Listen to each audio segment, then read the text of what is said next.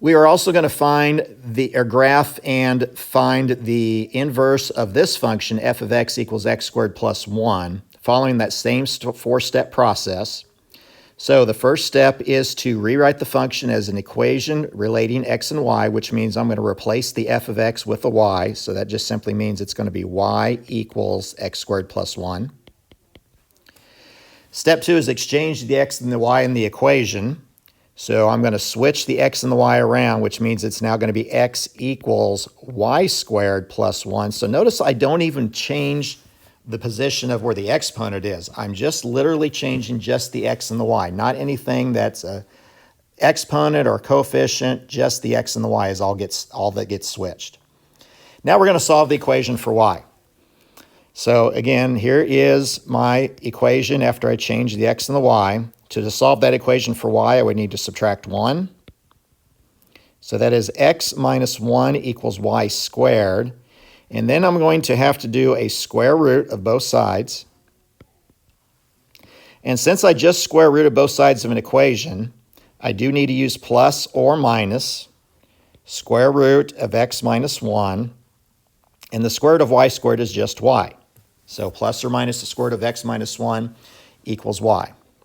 And then the final step is to replace the y with f negative 1 of x, which means it's the inverse of f of x. So this will be f of negative 1 of x, which we would say the inverse of f of x equals plus or minus the square root of x minus 1.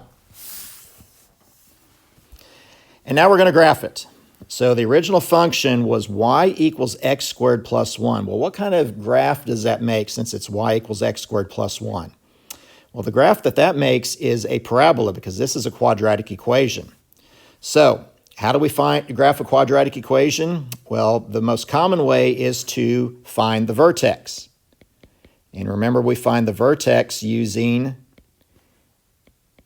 x equals negative b over 2a will give us the y value of the vertex.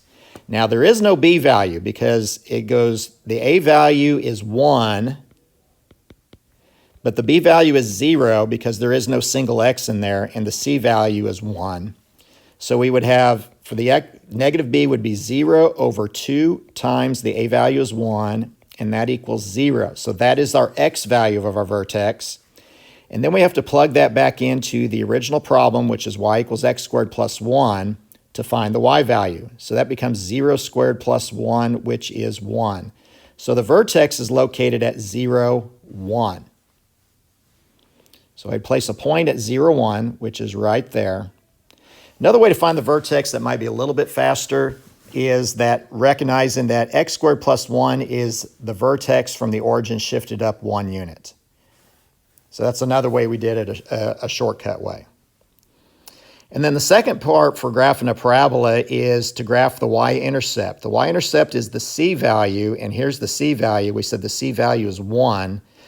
We already have a point there on the y-axis at 1, so that really didn't help us a whole lot. And then remember, we use the 1, 3, 5 rule, which is a rule that you're not going to find in any textbook. So the 1, 3, 5 rule is that we will go out 1 and up 1, and the up 1 is that portion of the 1, 3, 5 rule. Then from those points, we go out 1 and up 3. So out 1 and then up 3, places it right there. And then from those points, we go out 1 and up 5, 2, 3, 4, 5. Out 1 and up 2, 3, 4. Whoops, let's try that again. Out 1 and then up 1, 2, 3, 4, 5. There we go, right there, Mr. Quarter. And then we draw our parabola through all those points. Now we're supposed to graph the inverse. So the inverse is the plus or minus the square root of x minus 1. And we've not even talked about the plus or minus the square root of x minus 1, how to graph a square root yet. It's coming, but we haven't talked about it yet. But really, we don't need to know how to graph that by itself because we know that that is the inverse of the blue parabola I just graphed. And the 1 through 5 rule gave us a lot of nice points here. So like one of those points was the vertex of 0, 1. So what is the inverse of 0, 1? Well, the inverse of 0, 1, if we switch the x and the y around, would be 1, 0. So what that means is that the vertex of my inverse is going to be located at 1, 0, which is right there. Got a couple other points here. We've got a point right here located at -1, 2. And then we have a point on the opposite side of that located at +1, 2. So we can do the inverses of those points. So the inverse of the point -1, 2 would be, if we flip the x and the y around, would be 2, -1. And the inverse of 1, 2 would be at 2, 1. So let's graph those points. So 2, -1 would be here, and 2, +1 would be right there. And we can continue to use some of the points that we know the inverses and find their inverses. And this is going to create kind of a sideways parabola, which will be a reflection of the blue parabola. So let's pick another couple of those points. We've got a point located right here at 2, 5. So its inverse would be 5, 5, 2. So that would be over 5 up 2. And the point located right here is at 2, 5. I think I said 2, 5 on this other side. I should have said -2, 5, which means its inverse would be -5, 2. So hopefully that didn't mess you up too bad. So this point's at 2, 5, and its inverse would be located at 5, 2. So I've actually already graphed 5, 2, but I need to graph the inverse of the point on the left side, which would be 5, -2, which is located right there. We could do the same thing with the last 2 points. We have 3, 10, so its inverse would be 10, 3. And then we have -3, 10. Its inverse would be 10, -3. And you can see it creates a sideways parabola, which is exactly the same shape as the original parabola. And you can visualize that it does flip over that green line, y equals x. Same directions on this one is that we're going to find the inverse of each function, the graph the function and its inverse. Notice I don't have step 1, step 2, step 3, step 4 written on this one. So let's see if you can follow along with this. So the first step is to rewrite it in terms of y. So this is going to be y equals x minus 3 over 5. Second step is to switch the x and the y. So that would be x equals y minus 3 over 5. And then you recall the third step is the longest step, which is we're going to solve for y. So the best way to solve this for y is to eliminate the equation of fraction by multiplying both sides times 5, because that'll cancel those 5's out, leaving us with 5x equals y minus 3, and then add 3 to both sides. So y is going to equal 5x plus 3. And they're going to rewrite this in inverse function notation, which will be f -1 of x equals 5x plus 3. So then we're going to graph these. How do we graph y equals x minus 3 over 5? I think it's probably easier at the very top here to rewrite that in slope-intercept form. And that's actually going to be y equals, there is a 1 in front of that x, so 1/5 x minus 3/5. So to graph this one, we will have to go down 3/5 of a unit, place a point there.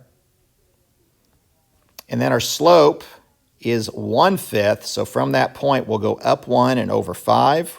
So up 1 and over 1, 2, 3, 4, 5. Up 1 and over 5, up 1 and over 1, 2, 3, 4, 5. Place a point there, and then draw a straight line.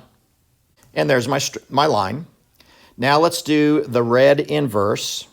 So that inverse, my y-intercept is 3. From that point, I'll go up 5 units, so up 1, 2, 3, 4, 5, and over 1, because remember, a whole number or an integer, we put it over 1. So my rise is 5, my run is 1. Or if I run out of room, 5 over 1, a rise of 5, and a run of 1 is the same as going down 5 and to the left 1. So that'll give me the same thing if I run out of room. And then I draw that line. And there's that line. So notice that my red original function and my red inverse and the blue original function both converge on the special line y equals x.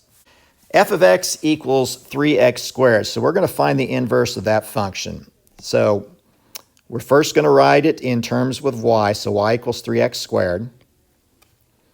And then the next step is to swap x and y, so that becomes x equals 3y squared. Did not switch the exponent, just the x and the y. And now resolve for y. So I'll have to divide by 3. So that gives me x over 3 equals just y squared, not 3y squared. It's just y squared because the 3's cancel out. And then we do a square root of both sides. So square rooting cancels out the squared, leaving us just with a y. And then we have the square root of x over 3. Well, how do you square root a fraction? That means it's going to be the square root of the top number over the square root of the bottom number. So the square root of x is just x. Square root of 3 is the square root of 3. But remember, we shouldn't leave a square root on the bottom of a fraction. So I'm going to rationalize the denominator by taking it times the square root of 3 over itself. That'll give me the whole number 3 on the bottom. Square root of x times the square root of 3 is just the square root of 3x. That's the best way I can write that. So to simplify the square root of x over 3, that is the square root of 3x over 3 equals y. And then rewrite that in inverse function notation. F negative 1 of x equals the square root of 3x over 3. And then we're going to graph these. So how do you graph y equals 3x squared? So if we do negative b over 2a, b is again 0. A in this case is 3, so that's 2 times 3, which means our x value of our vertex is 0. And then when I plug that back in to find the y value, so y equals 3x squared, that's 3 times 0 squared. The y value of the vertex is also 0. So the vertex is located at 0, 0. And then we apply the 1, 3, 5 rule. Now in this case, the 1, 3, 5 rule, we do have an a value. The a value was 3, so we got to take that times 3 to get 3, 9, 15. So from the vertex, I'm going to go out 1, but now I'm going to go up 3 both ways. So out 1 and up 3. And then from those points, you're going to see I'm going to run out of room very quickly. I'm going to go out 1 and up 9. 1, 2, 3, 4, 5, 6, 7, 8, 9. So that places it right there. And on the other side, out 1 and up 9. 1, 2, 3, 4, 5, 6, 7, 8, 9. Places it right there. And I'm not going to bother with the 15 because I'm quickly running out of room. And I connect those points together. So it's about like that. Actually, it's probably more like that. That's a little bit nicer. So we get a long, skinny parabola on this one. To graph the inverse, I could just look at that parabola and then reverse the points, and it'll give me the inverse points. What is the inverse of 0, 0? Well, if I switch 0, 0 around, I still get 0, 0. So they both share the same vertex right there. These 2 points are negative 1, 3, and this point right here is positive 1, 3. So when I switch those points around, I get 3, negative 1, and 3, positive 1. So that's when we graph next. So 3, 1, over 3 up 1. 3, negative 1 is right there and there. And then I've got my last 2 points, which actually went off the board a little bit. Those points are at 2, 12, and negative 2, 12. So when I reverse those points, that becomes 12, 2, and 12, negative 2. So 12, here's 10, so 11, 12 up 2, and 11, 12 down 2 places them about right there. And then here's my parabola right there. And that is the inverse of the original function, which was y equals 3x squared.